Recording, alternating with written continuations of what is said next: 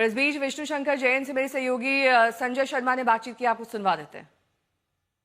Court ने उस पर पूर्णतः रोक लगा दी है, उसको एबियंस में रख दिया है और सुप्रीम कोर्ट ने अपनी शक्तियों का उपयोग करते हुए अंडर आर्टिकल 142 जो यूजीसी रेगुलेशंस 2012 हैं उनको इन ऑपरेशन रखा है टिल फर्दर ऑर्डर्स। और सुप्रीम कोर्ट ने कहा है तब तक जब तक अब ये मामला फाइनली सुन नहीं लिया जाता है, जो पूर्व के यूजीसी रेगुलेशंस है वो लागू रहेंगे। वो 2012 के रेगुलेशन किस तरह से इससे अलग हैं? नहीं, 2012 के रेगुलेशन इस रेगुलेशन से एकदम भिन्न है। इस रेगुलेशन में जिस तरह से HEI कमेटी बनाई गई है, जिस तरह से उनको पावर दी गई है कि वो पुलिस को कोई भी कंप्लेंट को फॉरवर्ड करेंगे, जिस तरह से कास्ट बेस्ड डिस्क्रिमिनेशन को इसमें गलत ढंग से डिफाइन किया गया है, ये सब बहुत एक मेजर डिफरेंसेस हैं वर्किंग में, पैटर्न में, स्ट्रक्चर में, दोनों रेगुलेशंस के। तो कोर्ट ने ये भी कहा है कि इसका दुरुपयोग हो सकता है, आजादी के 75 साल बाद भी हम जातिगत खानों से खित्तों से ऊपर नहीं उठ। बिल्कुल बिल्कुल, देखिए कोर्ट की हियरिंग के दौरान ये सारी बातें आई और कोर्ट की भी यही मंशा थी कि जातिगत भेदभाव खत्म हो, पूर्णतः खत्म हो। पर उसका ये मतलब नहीं है कि जिस तरह से इस रेगुलेशन की ड्राफ्टिंग की गई है, माननीय सुप्रीम कोर्ट ने आज बहस के दौरान इसकी जो लैंग्वेज है उसमें भी कहा कि वो लैंग्वेज में भी थोड़ा करेक्शन की जरूरत है और एक एक्सपर्ट कमेटी बनाने की भी बात कही। तो अगर इसकी प्रॉपर लेजिस्लेटिव ड्राफ्टिंग होगी तो मुझे लगता है जो समानता का हम लोगों का विजन है वो सबके लिए लागू। एक्सपर्ट कमेटी का प्रस्ताव केंद्र सरकार लेकर आएगी, यूजीसी लेकर आएगी कि हम क्या करने वाले हैं 19 मार्च? अब ये बात तो 19 मार्च को पता चलेगी कि क्या कैसे आगे मामला बढ़ता है। पर अभी फिलहाल के लिए जो मौजूदा बात है वो ये है कि इंटरिम रिलीफ इस रेगुलेशन को स्टे करने के माध्यम से मिली है। यानी अंतरिम रिलीफ मिल गई है, लेकिन सुप्रीम कोर्ट में अगर कोई चीज अंतरिम भी रिलीफ मिल जाए तो आगे उससे याचिकाकर्ताओं को काफी सहूलियत हो जाती है। तो उन सबको अकोमोडेट किया जाए, मतलब कि बचे हुए सारे लोगों को नौकरी दी जाए। पर संख्या ज्यादा होने के कारण सुप्रीम कोर्ट ने यह भी कह दिया कि 6000 की संख्या जो अभी वैकेंट है उसको भी बढ़ाया जाए। तो जितने रिमेनिंग बच्चे हैं उन सबको अकोमोडेट किया जाए। ये उनके लिए बहुत बड़ी एक उपलब्धि है। 2017 के बाद अब उस समय जो ताला लगा था कोर्ट ने वो ताला खुल गया है और अब वैकेंसीज जितनी भी हैं वो फिल करी जाएंगी। तो इसमें कोई समय सीमा दी है कोर्ट ने? अभी 1 हफ्ते का समय दिया है गवर्नमेंट को रिप्लाई करने के लिए कि संख्या बढ़ा सकते हैं या केवल 6000 तक ही सीमित। कब तक आप करेंगे वो सारी समय सीमा बताएंगे? हाँ, वो सारी समय सीमा बताएंगे। यानी बस अब अगले हफ्ते की बात और है, अगले हफ्ते में उत्तर प्रदेश सरकार ये। ठीक है, ये 6 तस्वीरें हम आपको अलग अलग जगहों पर विरोध प्रदर्शन की दिखा रहे हैं। पटना, हरदोई, दरभंगा, देवरिया, उज्जैन, अलवर, ये सभी सहयोगी जुड़े हुए हैं। शशि भूषण, सबसे ज्यादा प्रदर्शन हमने शायद उत्तर प्रदेश और बिहार में देखा यूजीसी के नए नियमों को लेकर।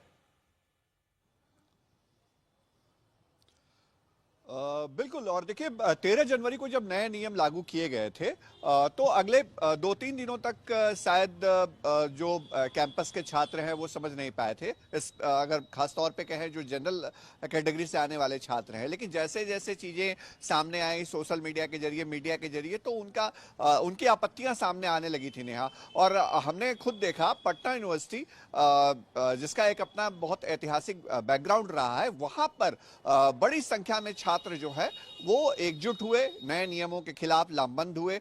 हालांकि कई टीचर्स ऐसे थे जो कि जनरल कैटेगरी से आने के बावजूद यूजीसी के नए नियमों का समर्थन भी कर रहे थे। लेकिन इसके बावजूद जो संख्या थी, कल भी देखा हमने पटना में जो प्रोटेस्ट है वो हुआ था यूजीसी रोलबैक को लेकर के, तो आपत्तियां लगातार आ रही थी। और सबसे बड़ी मुश्किल, जैसा मैं पहले भी बता रहा था, सबसे बड़ी मुश्किल जो बिहार में एनडीए की सरकार और सत्ता पक्ष के लोग हैं वो उनके अंदर थी। और एक तबका ऐसा कहीं ना कहीं है शासन के अंदर भी, जो बिहार में सरकार है, जो सत्ताधारी दल है उनके अंदर भी, जो इसको लेकर के नाराज था। भले ही वो खुले तौर पे नहीं बोल रहे थे, लेकिन ये माना जा रहा था कि 2 फरवरी से जो विधानमंडल का सत्र शुरू होगा बिहार विधानसभा का, वहां ये मामला भी गरमाएगा।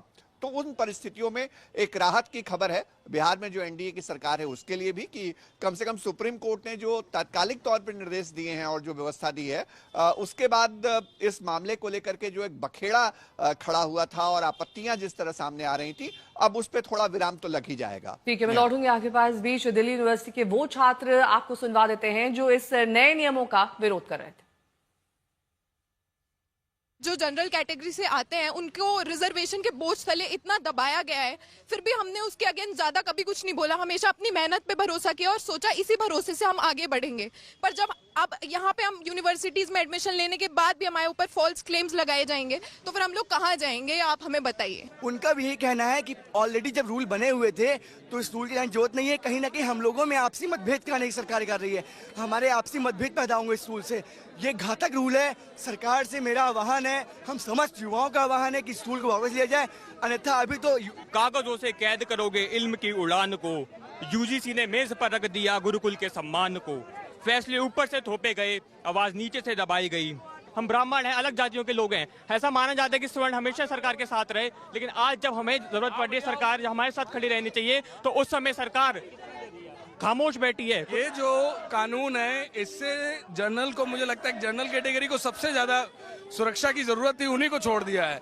आपने कभी दीवारों पे लिखा देखा है ओबीसी SC ST देश छोड़ो, कैंपस छोड़ो? जरूरत किसे है? ब्राह्मण छोड़ो, बनिया छोड़ो, राजपूत छोड़ो, तिलक तराजू और तलवार इनको मारो, जूते चार, कौन कह रहा है? आप बताइए किसी भी SC ST या तथाकथित किसी भी निम्न जाति को आज तक किसी ने ये ऐसे भद्दे शब्द कहे? इसमें जो एक तरीके से इन्होंने कह दिया है कि गुनहगार एक पक्ष मान लिया है। आपके बिल का नाम, आपके कानून का नाम जिसके विरोध में यहाँ प्रदर्शन चल रहा है, उसका नाम है प्रमोशन ऑफ इक्विटी। आप किस प्रकार इक्विटी का प्रमोशन करते हैं जब आप कास्ट कॉन्शियसनेस को इस प्रकार बढ़ावा देते हैं कि इस प्रकार का आक्रोश आपको पूरे कैंपस में देखने को मिल रहा है। अब आपको अलग अलग शहरों की प्रदर्शन की तस्वीरें हम आपको दिखा रहे हैं। ये दिल्ली, आगरा, मुजफ्फरनगर, लखनऊ, औरैया, बागपत, संभल, पटना, हरदोई, देवरिया, उज्जैन, दरभंगा और अलवर की तस्वीरें हैं, जहां पर कमोवेश एक ही स्वर में ये आवाज बुलंद की जा रही कि नए नियमावली दरअसल भेदभाव को और ज्यादा बढ़ावा देती है। और इस रेगुलेशन को लेकर बीजेपी में ही दो फाड़ हैं। शिक्षा मंत्री धर्मेंद्र प्रधान ने कहा कि ये विधान किसी के साथ अन्याय के लिए नहीं है, तो वहीं बीजेपी के नेता पूर्व राज्यपाल कलराज मिश्रा ने इसे सवर्णों के खिलाफ बताया। देखिए, इसमें मैं एक बात बहुत विनम्रता से आश्वस्त करना चाहता हूं, किसी को उत्पीड़न होने नहीं दिया जाए, कोई भेदभाव नहीं होगा, कोई डिस्क्रिमिनेशन के नाम पे किसी को भी मिसयूज करने का अधिकार नहीं रहेगा। इसमें यूजीसी हो, भारत सरकार हो या राज्य सरकार हो, इसकी दायित्व रहेगी। मैं आश्वस्त करता हूँ, उसको जो व्यवस्था हुई है, भारत की कुछ भी व्यवस्था हो, संविधान की परिधि के अंदर होगा। और ये जो विषय आई है, ये तो सुप्रीम कोर्ट की निगरानी में व्यवस्था है। इसमें आश्वस्त मैं फील करना चाहता हूँ, कोई भी किसी के ऊपर भी अत्याचार या किसी को भी भेदभाव नहीं किया जाएगा। लेकिन निवारण समिति ने कहा है कि इसमें ज्यादातर शिकायतों का निस्तारण कर दिया गया है, लेकिन जब उससे पूछा जाए कि भाई इसमें झूठी शिकायतें कितनी हैं, जो शिकायतें आई हैं इसमें झूठी शिकायतें कितनी हैं, उसका उसमें कोई विवरण नहीं है। उसी आधार पर सुप्रीम कोर्ट ने कहा था कि फिर से नई गाइडलाइन बनानी चाहिए, और नई गाइडलाइन के अंतर्गत ये आया है कि जातिगत भेदभाव को और बढ़ावा दे दिया गया है, जो गैर संवैधानिक है। इसके कारण लोगों के अंदर आक्रोश पैदा हुआ है। दलितों के ऊपर अत्याचार ना हो, इसके लिए कानून बनाए। क्या दलितों के ऊपर अत्याचार रुक गया? महिलाओं के साथ अत्याचार ना हो, उसके लिए कानून बनाए आप, क्या वो रुक गया? दहेज के नाम पर कानून बनाए आप, क्या वो रुक गया? रुका नहीं, दुरुपयोग ज्यादा होता है।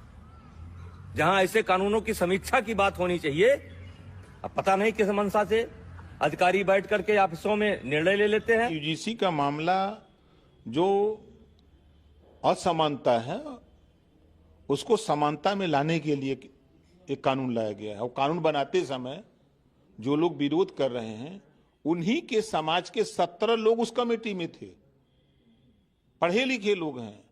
उन लोगों ने उस कमेटी में रह करके उस बिल को पास किया है।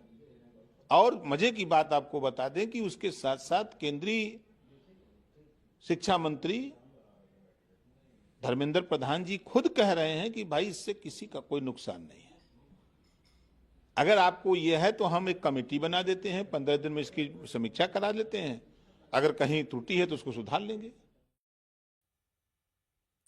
कुमार अभिषेक भी जुड़े हुए हैं तमाम जानकारी के साथ। कुमार, जिन जिन राज्यों में अलग अलग स्वर उठ रहे हैं।